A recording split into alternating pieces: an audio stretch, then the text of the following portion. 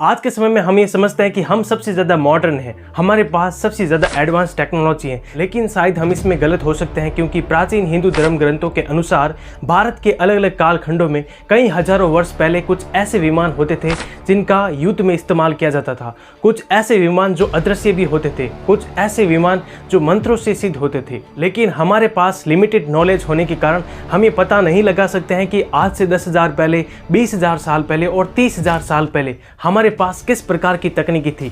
लेकिन हम ये मान सकते हैं कि भारत के अलग अलग कालखंडों में पुरानी तकनीकी का अंत हुआ, वैसे ही नई तकनीकी विकसित भी हुई। हिंदू धर्म ग्रंथों के अनुसार कुल 2 प्रकार के विमानों का इस्तेमाल करने की बात की गई है। पहले प्रकार के वे विमान जो मानव निर्मित होते थे, जो सिर्फ उड़ने लायक होते थे, और दूसरे प्रकार के वे विमान जो मंत्रों से सिद्ध और बहुत ही ज्यादा शक्तिशाली विमान होते थे, जो अदृश्य हो सकते थे और दूसरे ग्रहों पर भी जा सकते थे। हम सभी ने रामायण में देखा है कि पुष्पक विमान एक सामान्य सा वाहन है जो सिर्फ उड़ सकता है, लेकिन शायद हम इसकी पूरी कहानी नहीं जानते हैं। रामायण में पुष्पक विमान को एक कार्टून की तरह दिखाया गया है, एक सिर्फ उड़ने वाला पंछी है, लेकिन पुष्पक विमान वो विमान है जो मन की गति से चल सकता है, यानी कि सिर्फ सोचने मात्र से ब्रह्मांड के किसी भी कोने में चंद सेकंडों में पहुंच सकता है। ऐसा कहा जाता है कि रावण अपने पुष्पक विमान का इस्तेमाल दूसरे ग्रहों पर जाने के लिए भी करता था, लेकिन पुष्पक विमान रावण का नहीं था। कुछ कथाओं के मुताबिक पुष्पक विमान का निर्माण विश्वकर्मा ने किया था और विश्वकर्मा ने इस पुष्पक विमान को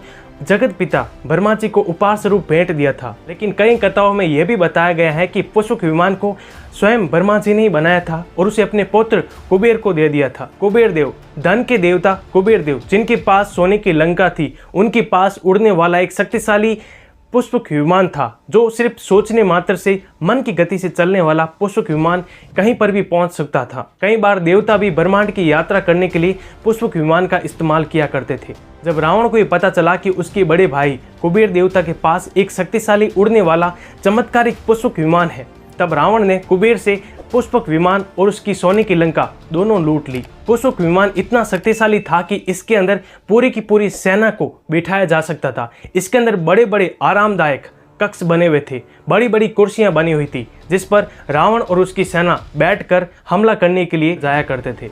पुष्पक विमान कई खूबियों से लैस एक लड़ाकू विमान था। रामायण के सुंदरकांड के 7वें अध्याय में पुष्पक विमान के बारे में जानकारी मिलती है।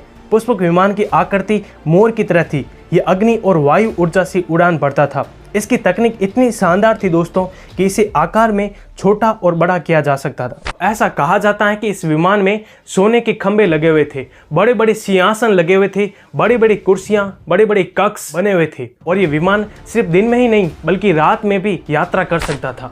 ऐसा कहा जाता है कि पुष्पक विमान मंत्रों से सिद्ध था, यानी कि पुष्पक विमान का स्वामी जब मंत्रों को उच्चारण करता था तभी पुष्पक विमान हवा में उड़ने लग जाता था। ये एक तरह से रिमोट से संचालित विमान की तरह था।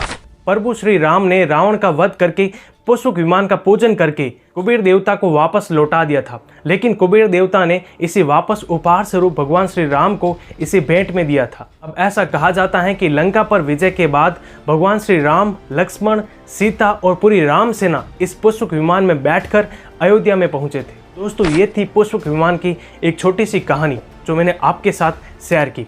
कहानी पसंद आई तो वीडियो को लाइक कीजिए, शेयर कीजिए और चैनल को सब्सक्राइब कीजिए। मिलते हैं अगले वीडियो में।